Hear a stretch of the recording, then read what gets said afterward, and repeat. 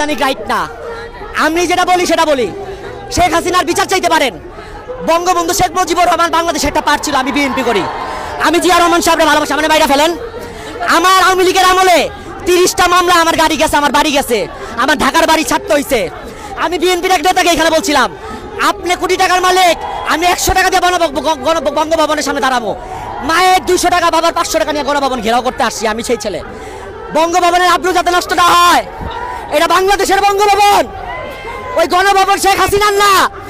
ওই গণভবনও আমাদের, ওই সংসদও আমাদের, এই মিডিয়াও আমাদের, এই পুলিশও আমাদের, যারা পুলিশে নেক্সট জয়েন করবে তারাও আমাদের, ওই সেনাবাহিনী আমাদের, ওই র্যাবও আমাদের, ওই বিজিবি আমাদের। সমস্যা শেখ হাসিনা যদি ওই দিন ব্যবসায়ীদের সাথে না বৈশা আমাদের সাথে বলতো আমি প্রধানমন্ত্রিত্ব চাই না, আমাদের সন্তানদেরকে চাই, প্রধানমন্ত্রিত্ব থেকে বড় হইতো।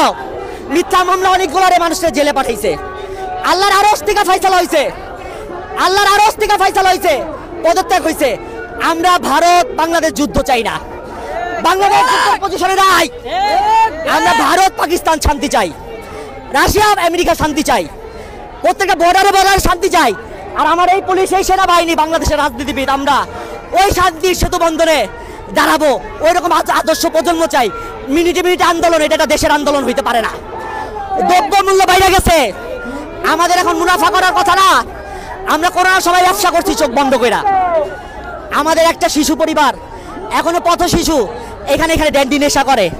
আপনি গোয়েন্দা রিপোর্ট নেন 25-30 হাজার টাকায়। এটা আমাদের, আজকে আমাদের কথা।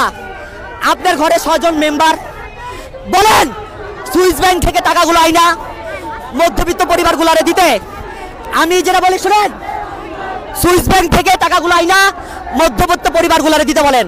আপু চাকরি করেন, ভাইয়া চাকরি করেন, দাদা দাদু, স্ত্রী সন্তান, 6 জনের পরিবার, 6টা-12টা ডিম দিয়া 20,000 টাকা চলে? তাহলে সুইস ব্যাংকের টাকাগুলো আনুক, সুইস ব্যাংকের টাকাগুলো আনুক। এই রাষ্ট্রপতি বলুক, আমরা এই বঙ্গভবনের উপর আঘাত চাই না, পুলিশের উপর আঘাত চাই না।